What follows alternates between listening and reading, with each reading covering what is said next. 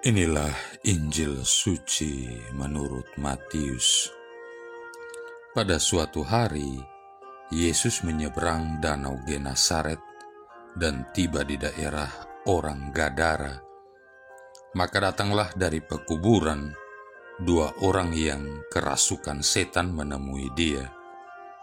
Mereka itu sangat berbahaya, sehingga tak seorang pun berani melalui jalan itu. Dan mereka itu pun berteriak, katanya, "Apakah urusanmu dengan kami, hai anak Allah? Adakah engkau datang kemari untuk menyiksa kami sebelum waktunya?" Tidak jauh dari mereka itu ada sejumlah besar babi sedang mencari makan. Maka setan-setan itu minta kepada Yesus, katanya, "Jika engkau mengusir kami, suruhlah kami pindah ke dalam kawanan babi itu." Maka Yesus berkata kepada mereka, "Pergilah." Lalu keluarlah mereka dan masuk ke dalam babi-babi itu. Maka terjunlah seluruh kawanan babi itu dari tepi jurang ke dalam danau dan mati di dalam air. Para penjaga babi lari, dan setibanya di kota, mereka menceritakan segala sesuatu, juga tentang dua orang yang kerasukan itu. Maka keluarlah seluruh kota mendapatkan Yesus, dan setelah berjumpa dengan dia, mereka mendesak supaya ia meninggalkan daerah mereka. Demikianlah sabda Tuhan. Saudara-saudari yang terkasih, salah satu hasil penyelidikan KPI, Komisi Penyiaran Indonesia, terhadap 92 sinetron remaja menyatakan bahwa adegan mistik yang muncul dalam sinetron kita didominasi dengan visualisasi 76%, yaitu penampakan makhluk mistik. Penampakan ini tidak selalu hantu, tetapi bisa juga berbentuk peri, putri duyung, bidadari, dan lain-lain. Ternyata makhluk gaib merupakan karakter yang paling sering dimunculkan, 55%. Pemuka agama hanya muncul dalam beberapa adegan, sehingga angkanya tidak cukup signifikan untuk dimasukkan dalam grafik laporan KPI. Manusia yang terlibat dalam adegan mistik 43%, lazimnya muncul dalam adegan-adegan yang memperlihatkan interaksi antara manusia dengan makhluk mistik. Apa yang dinikmati oleh remaja Indonesia sama dengan yang dilihat remaja di New York, Paris, dan sebagainya.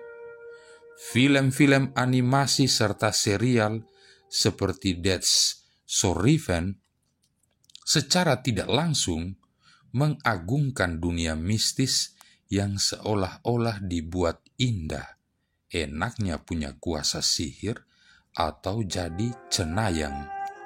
Padahal setan ya tetap saja setan, tapi jadi berbeda karena digambarkan sebagai seorang wanita atau peri yang cantik di televisi. Saudara-saudari yang terkasih, Injil hari ini mengingatkan kita bahwa memang dari sejak dulunya setan sudah ada, dan tugasnya adalah menjauhkan manusia dari cinta kasih Tuhan. Di dalam Injil Yohanes bab 10 ayat 10, Yesus secara tegas mengatakan pencuri, yaitu setan, datang untuk mencuri, membunuh, dan membinasakan, termasuk membinasakan damai sejahtera Allah yang diberikan bagi manusia. Tapi Yesus datang agar manusia memiliki hidup, bukan hidup sekedar hidup, tapi hidup yang berkelimpahan. Yesus sangat mengasihi manusia, dan Ia menunjukkan kuasanya dengan melepaskan manusia yang terikat kuasa setan. Sekali lagi, terjadi mujizat saat kuasa Yesus melepaskan 2 orang dari ikatan setan. Jelas sekali bahwa orang-orang yang dikuasai setan sangat membahayakan orang lain. Bahkan, selain merusak dirinya sendiri, mereka bisa menyerang orang-orang di sekitarnya. Hal ini sering terjadi di tempat penampungan orang-orang stres, juga di rumah sakit jiwa. Maka Yesus ingin sekali menyembuhkannya. Ia tidak mau melihat manusia saling melukai, bahkan membunuh sesama manusia.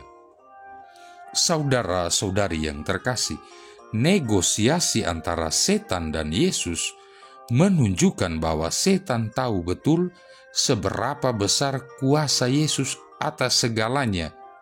Setan pun tak bisa berbuat apa-apa dan hanya memilih keluar dari tubuh manusia, pindah ke tempat lain, ke babi-babi, tidak berani pindah ke manusia lainnya.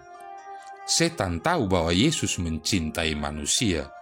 Ia sangat berkuasa, tapi setan ya tetap setan, tidak pernah bertobat menjadi pengikut Yesus. Sebaliknya, manusia sering tidak menyadari kuasa Yesus yang mampu melepaskan manusia dari keterikatan setan. Kenyataannya, masih banyak orang yang KTP-nya pengikut Kristus, tapi memilih menjadi pengikut setan. Mereka menyerahkan masa depannya di tangan setan dengan datang ke dukun-dukun dan orang pintar, serta belajar berbagai ilmu mistik. Akibatnya, tidak heran kalau kelakuan mereka yang terikat setan ini merusak juga manusia di sekitarnya. Tidak mau kalah, iri hati, dan dengan cara apapun akan memusnahkan semua orang yang menghalanginya. Inilah dunia yang kita diami sekarang. Sungguh sangat seram. Saudara-saudari yang terkasih, kita tidak perlu membuat rasionalitas dalam hal mistik sehingga tertipu dan lupa bahwa tujuan setan adalah menjauhkan kita dari cinta kasih Allah. Setan maunya hanya ingin mencuri, membunuh, dan membinasakan apa saja yang telah Allah berikan bagi manusia. Mujizat masih diperlukan bagi mereka yang terikat dan tunduk pada kuasa setan. Hanya kuasa Tuhan Yesuslah yang mampu melepaskan korban belitan setan-setan ini, dan hanya Dia yang bisa berkata pada setan, "Pergi." Setan saja tahu besarnya kuasa Tuhan Yesus. Apakah kita masih tidak peduli dan menyadari besarnya kuasa Yesus? Apakah kita masih menakuti anak-anak kita sendiri agar lebih takut dengan setan seperti apa yang dilihat di televisi? Bukankah tugas kita sebagai orang tua, sebagai pendidik, mengenalkan anak-anak pada kasih Tuhan yang menyelamatkan?